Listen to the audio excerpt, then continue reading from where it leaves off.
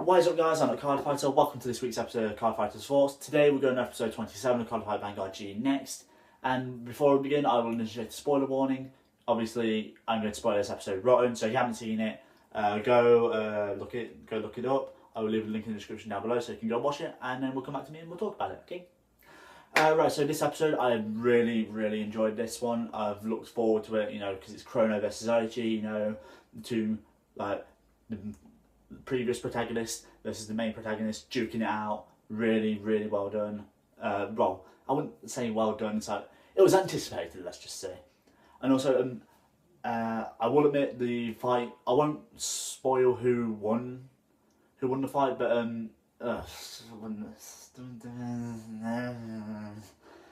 okay, yeah, I'm guessing I'm gonna have to spoil who won the fight. Spoilers, Aichi.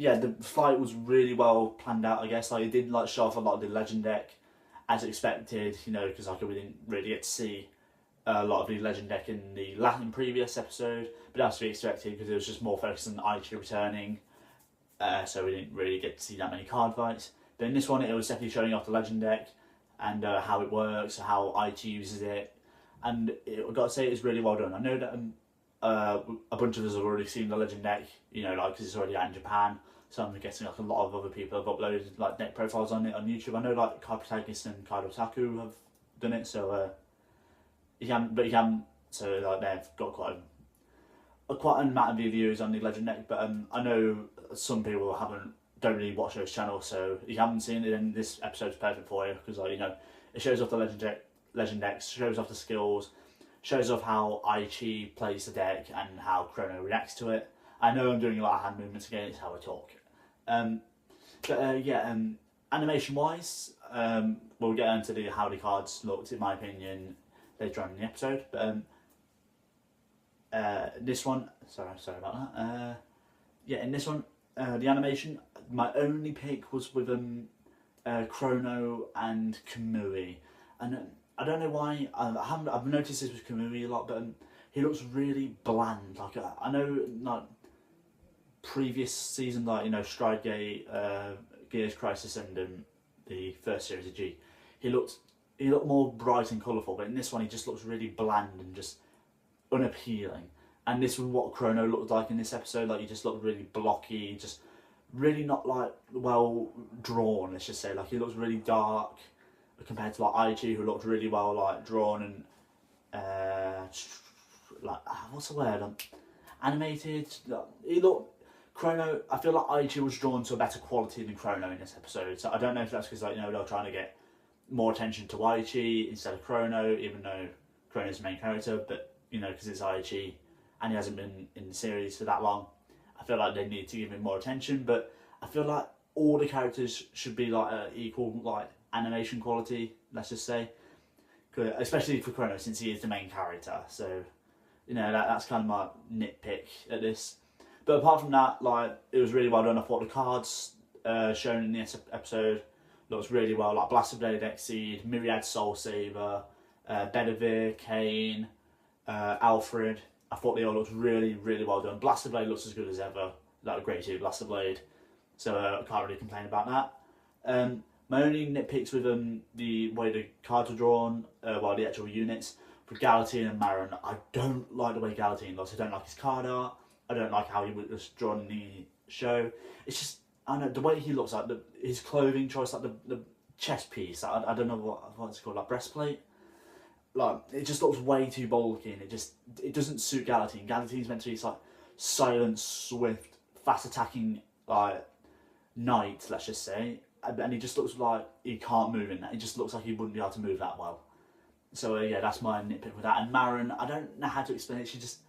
Is it he or she? I don't know. Do you know if it's a he or she? Just leave a comment in the comments down below because I have no idea. I'm going to go with a she because it looks more like a she to me. Did you just assume her gender?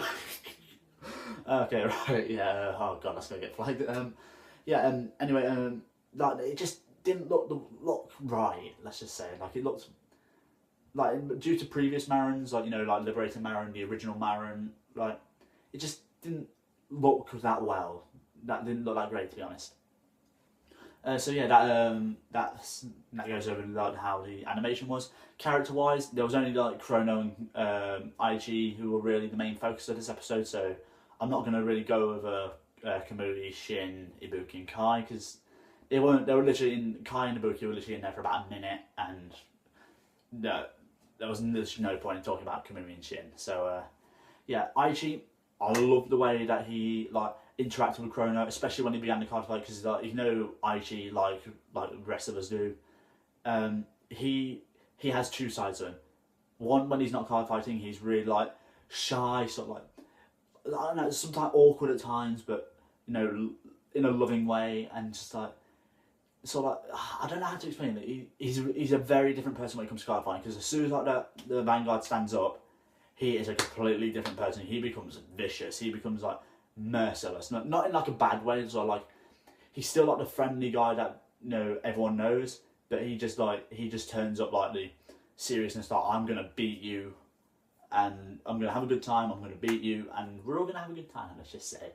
But yeah, like, it's really nice to see that they kept that, you know, and the way Chrono reacted, the way he reacted with Chrono as well, was really well done. You know, like both of them, so like, you know, countering each other, I guess you could say. Like, even though this was the first time Aichi was battling against Chrono, he knew exactly how to counter Chrono's deck. You know, taking out the grade 2s that could do skills, you know, making sure he had enough cards in his hand to guard Chrono's jet.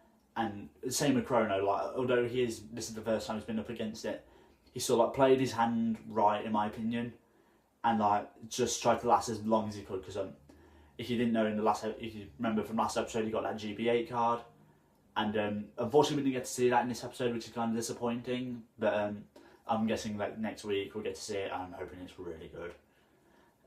But yeah, obviously Chrono was aiming for that, because I feel like he would have been able to win with that. But like, obviously Aichi being Aichi, he finished the fight before he could even get to it. So score 1 for Aichi.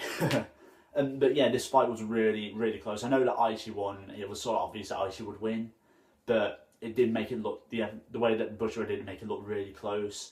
So we didn't know if Chrono was going to win or Aichi was going to win. You know, both sides of the argument. Like Chrono, he's the main character. It's a main fight. He should win it. On the other hand, Aichi, he's a skilled fighter. He was the last protagonist, and he's pretty much a legend among the Vanguard community. So yeah.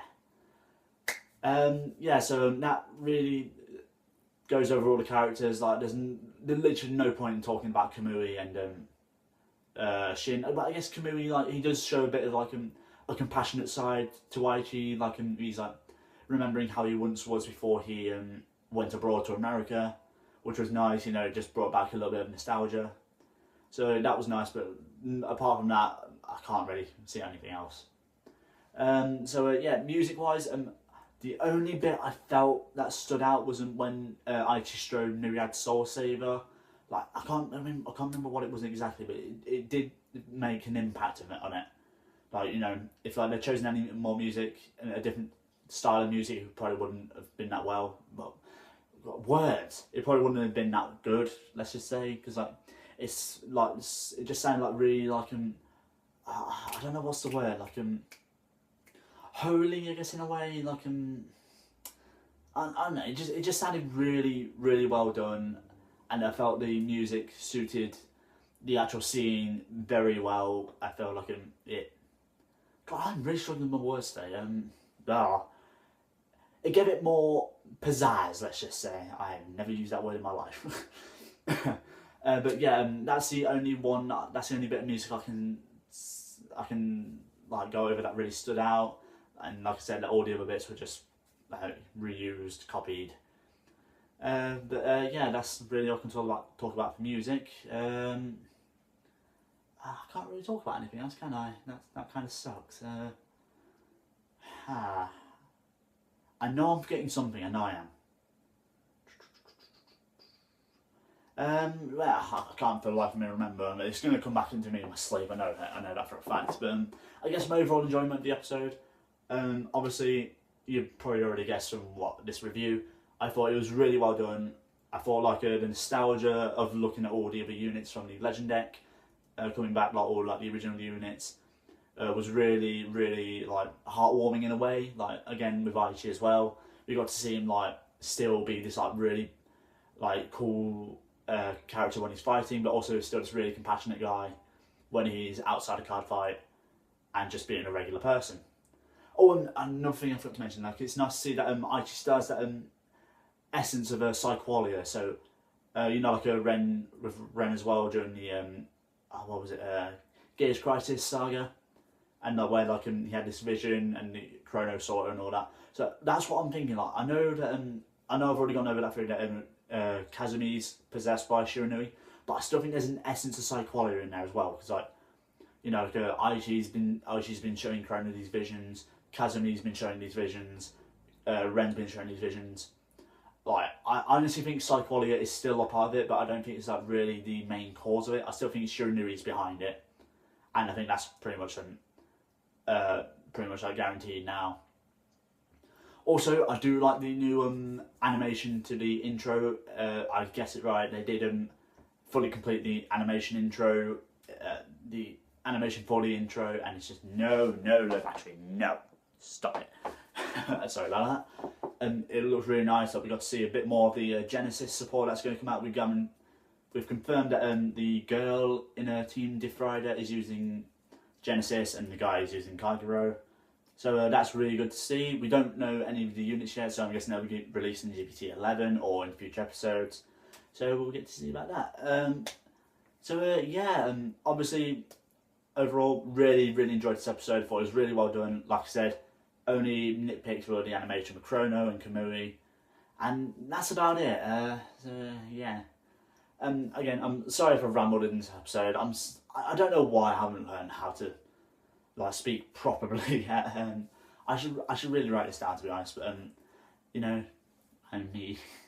Also, thank you for 73 views on like last week's episode. That is insane. Like 73 views. That's a lot. That's most of your video. So thanks for that. I'm gonna have to wrap this episode up here, guys. I hope you liked it. I hope I hope you take away this episode that I'm not just some babbling idiot. Don't forget to like, comment, subscribe, and I'll catch you next time. Bye!